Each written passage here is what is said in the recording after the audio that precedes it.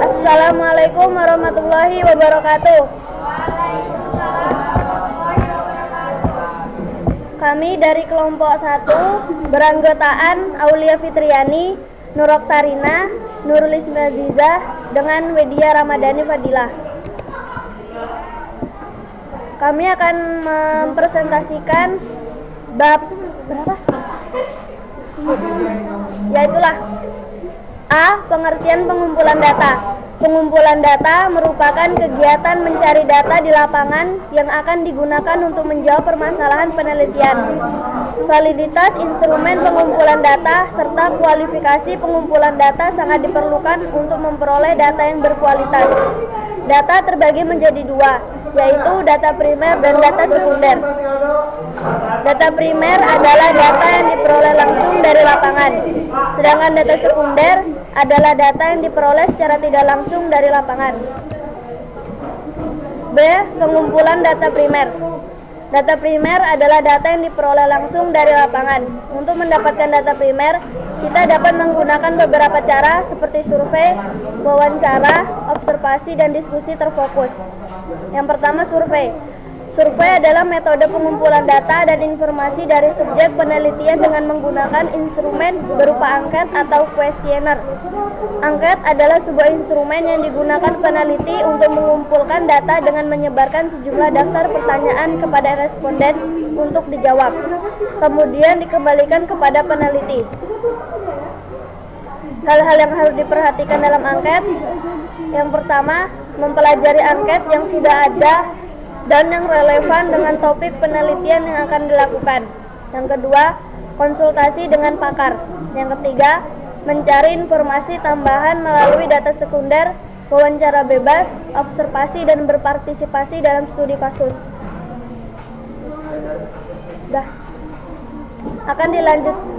Akan dilanjutkan oleh Nur Oktarina. Langkah-langkah untuk menyusun angket. Merumuskan tujuan yang akan dicapai.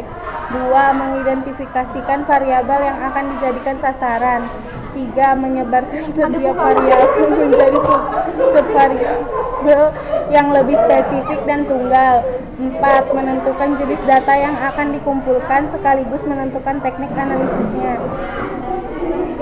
Kelebihan angket. Angket dapat dibedakan menjadi 4, yaitu angket tertutup, terbuka, semi terbuka, kombinasi terbuka, dan tertutup.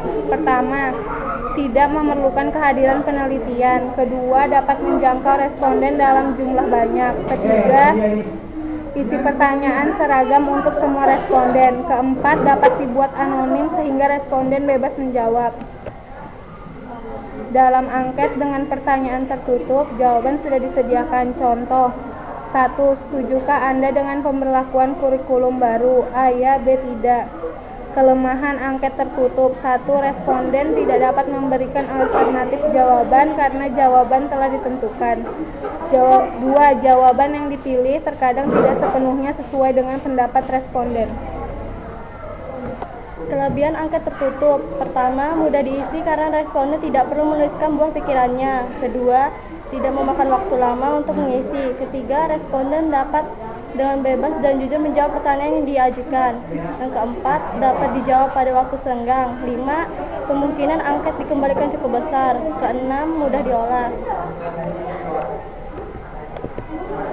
Dalam angket pertanyaan terbuka, responden diberi kebebasan untuk menjawab pertanyaan dan kalian sendiri. Contohnya, 1. Bagaimanakah pendapat Anda tentang pemberlakuan kurikulum baru? Kelebihannya, responden diberikan kebebasan untuk menjawab sesuai dengan pendapatnya. Kedua, variasi jawaban dapat memperluas wawasan atau pandangan peneliti. Selanjutnya akan dibacakan oleh Aulia Fitriani. Kelemahan, sulit diolah karena memiliki jawaban beragam. Responden harus memberikan buah pikirannya untuk peneliti. Kemungkinan angket tidak dikembalikan besar karena responden malas menjawab. Memakan waktu lama untuk mengisi angketnya. Pada angket dengan semi terbuka, responden menjawab pertanyaan dengan jawaban yang telah tersedia. Contoh, 1. Kegiatan apa yang bisa Anda lakukan ketika jam pelajaran kosong?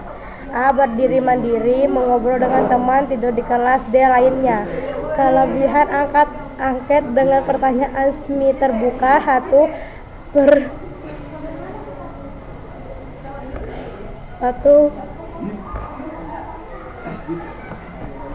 Responden diberi kebebasan untuk menjawab sesuai pertanyaannya.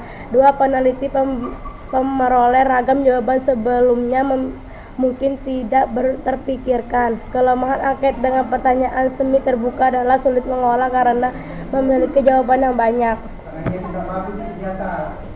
Pada angket dengan kombinasi tertutup dan terbuka ini, responden menjawab pertanyaan dengan jawaban yang telah disediakan kemudian disusul dengan pertanyaan terbuka. Contoh, setujukah Anda dengan pemberlakunya kurikulum baru? A. Setuju, berikan alasannya. Kelemahan angket kombinasi tertutup dan terbuka. 1. Responden harus memberikan buah pikirannya untuk peneliti. 2. Kesulitan bagi peneliti untuk mengolah buah pikiran responden. Kombinasi tertutup dan terbuka adalah peneliti dapat mengali lebih dalam alasan responden memilih jawaban. Wawancara adalah metode pengumpulan data dalam bentuk komunikasi langsung antara peneliti dan responden. Seorang peneliti perlu melakukan persiapan yang matang, yaitu dengan mempersiapkan daftar pertanyaan yang akan ditunjukkan kepada responden. Wawancara tidak berstruktur tetapi tidak berstruktur adalah wawancara yang hanya membuat garis-garis besar pertanyaan. Contoh, bagaimanakah penelitian Anda tentang fasilitas belajar di sekolah Anda? Apakah pengaruhnya terhadap kegiatan belajar Anda? Wawancara berstruktur adalah wawancara yang disusun secara terperinci seperti halnya kuesioner. Contohnya, bagaimanakah tanggapan Anda terhadap fasilitas laboratorium bahasa di sekolah Anda? 1. Sangat bagus. 2. Bagus. 3. Buruk. 4. Sangat buruk.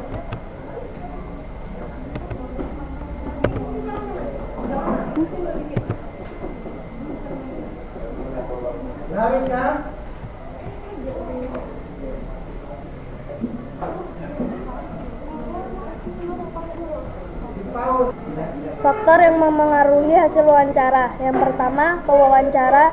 Yang kedua, situasi wawancara. Yang ketiga, responden. Yang keempat, topik penelitian. Sikap yang harus dimiliki pewawancara. Yang pertama, netral. Yang kedua, adil. Yang ketiga, ramah. Yang keempat, hindari ketegangan.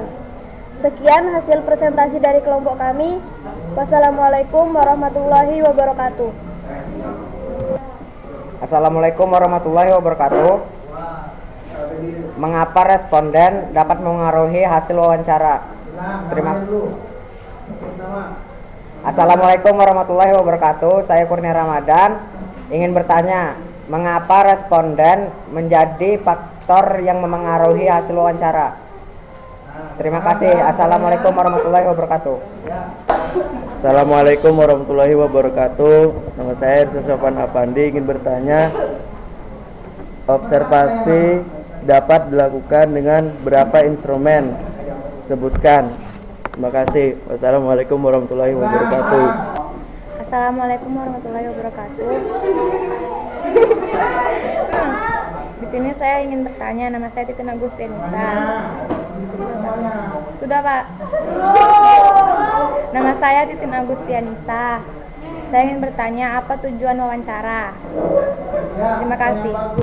Demikian, wassalamualaikum warahmatullahi wabarakatuh. Assalamualaikum warahmatullahi wabarakatuh. Di sini saya akan menjawab pertanyaan teman saya tadi, yaitu yang pertama, mengapa responden menjadi faktor yang mengaruhi hasil wawancara? Yaitu jawabannya, karena mutu jawaban dan yang diberikan responden tergantung pada apakah dia dapat menangkap isi pertanyaan dan tepat dan bersedia menjawabkannya dengan baik atau tidak.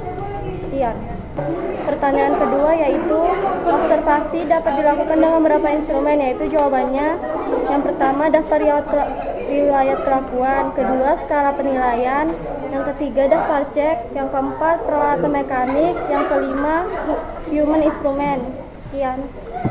Saya akan menjawab pertanyaan dari Titin. Apa tujuan wawancara? Tujuan wawancara adalah untuk mendapatkan data dalam bentuk komunikasi langsung antara peneliti dan responden. Sekian dari kelompok kami. Wassalamualaikum warahmatullahi wabarakatuh.